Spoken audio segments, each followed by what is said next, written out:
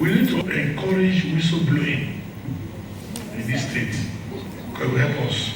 Because very soon we'll try to see if we can get some numbers. If somebody is constructing your road and is not doing it well, you can snap and sell. It will help us, have it? Yes. Service to the people is very, very important.